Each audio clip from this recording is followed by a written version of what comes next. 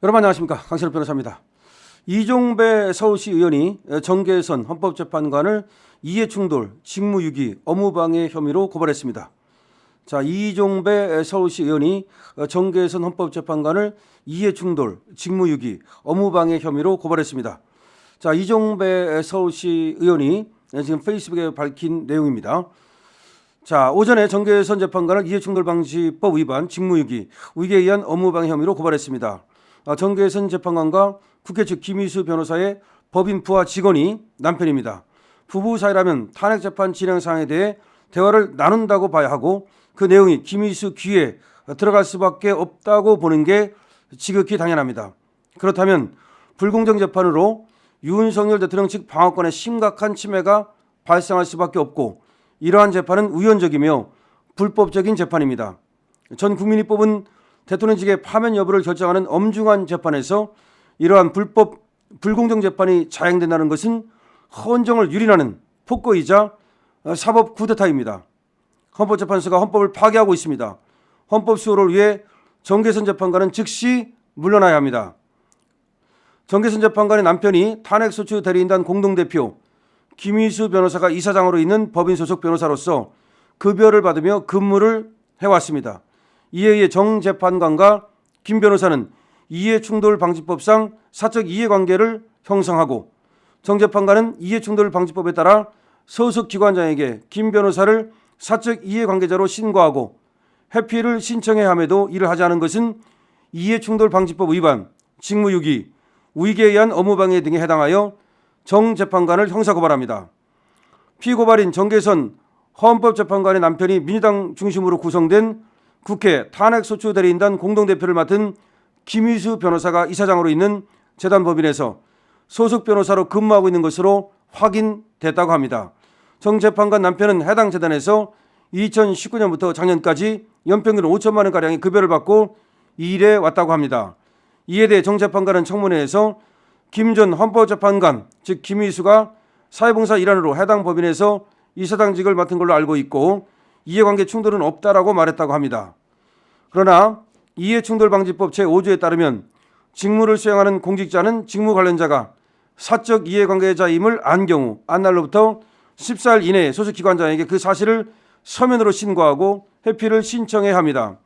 정 재판관의 남편이 직무 관련자인 김희수 변호사의 법인에서 급여를 받고 일을 했으므로 정 재판관과 김희수 변호사는 명백히 사적 이해관계에 해당합니다. 따라서 정 재판관은 이해충돌방지법 제5조에 따라 김희수 변호사가 사적 이해관계자라는 사실을 신고하고 회피를 신청해야 함에도 이를 하지 않은 것은 명백히 이해충돌방지법 제5조를 위반한 것입니다.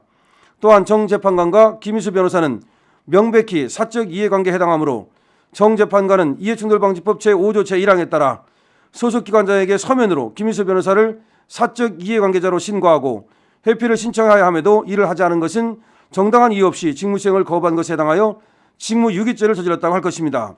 또한 정 재판관은 김희수 변호사와 명백히 사적 이해관계가 형성되어 있음에도 김희수가 사회봉사 일환으로 해당 법인에서 이사장직을 맡은 걸로 알고 있고 이해관계 충돌은 없다라며 소속기관장에게 사적 이해관계 사실을 서면으로 신고하지 않고 회피 신청도 하지 않아 윤 대통령 측 대리인단으로 하여금 마치 사적 이해관계가 없는 것처럼 오인, 착각 또는 부지를 일으키게 하여 방어권의 지장을 초래하여 변론 업무를 방해했다고 할 것이므로 위계에 의한 업무방해죄가 될 것입니다. 결과적으로 전 국민의 소중한 주권 행사인 국민투표로 선출한 대통령직의 파면 여부를 결정하는 엄중한 탄핵 심판에 있어서는 티끌만큼의 절차 하자나 불공정이 있어서는 안 됩니다. 하지만 정 재판관의 남편은 국회 탄핵소추 대리인단 공동대표인 김희수의 회사에서 함께 근무하고 있습니다. 따라서 탄핵재판 논의 사항이나 내부 비밀이 정 재판관 남편을 통해 김희수와 민주당에 전달될 가능성을 배제할 수 없기 때문에 정 재판관이 탄핵 심판에 참여하는 것은 명백히 이해충돌에 해당하여 절차의 공정성이 전혀 담보되지 않고 이것으로 인해 결과의 정당성까지 크게 훼손될 수 있습니다. 또한 윤 대통령 측 방어권을 전혀 보장할 수 없어 불공정 평파 심판으로 흐를 가능성이 매우 큽니다. 대통령의 헌법 위반 여부를 심판하겠다는 헌법재판관들이 오히려 헌법을 가볍게 위반하고 있어 탄핵 심판 절차의 정당성이 땅바닥에 떨어져 국민들의 분노가 폭발하고 있습니다.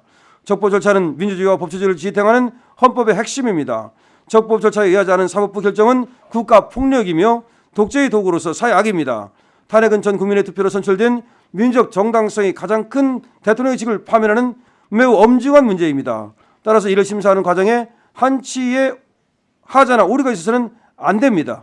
탄핵소추 대리인단 대표의 회사 부하가 재판관의 남편이라는 사실에 어느 국민도 절차의 공정성을 신뢰할 수 없어 거대한 국민적 저항에 부딪히게 될 것입니다. 따라서 정 재판관은 즉시 탄핵 심판에서 물러나야 합니다. 일부 헌법재판관들이 이재명을 위해 결론을 정해놓고 헌법을 무시하고 불법적인 절차로 윤석열 대통령을 제물로 삼으려는 끔찍한 쿠데타를 벌이고 있습니다. 나라의 근간이 달린 매우 엄중한 사건이므로 성역 없는 철저한 수사를 통해 정계선 재판관을 엄벌에 처해 주시기 바랍니다. 2024년 1월 14일 서울시 의원 이종배. 아주 잘 됐네요. 서울시 의원 이종배가 자 지금 정계선 헌법재판관 그 남편이 황필규죠. 그 황필규와 김희수의 관계가 있기 때문에 베갯머리 송사라고 정계선이 지 남편 황필규한테 얘기하면 황필규가 김희수한테 얘기하고 김희수가 민주당에 얘기하는 식으로 비밀이 셀 것이다. 따라서 이해충돌방지법 위반 그리고 직무유기 우익에 의한 업무방해 등의 혐의로 정계선을 고발한다. 정계선은 즉시 이번에 재판에서 빠져라.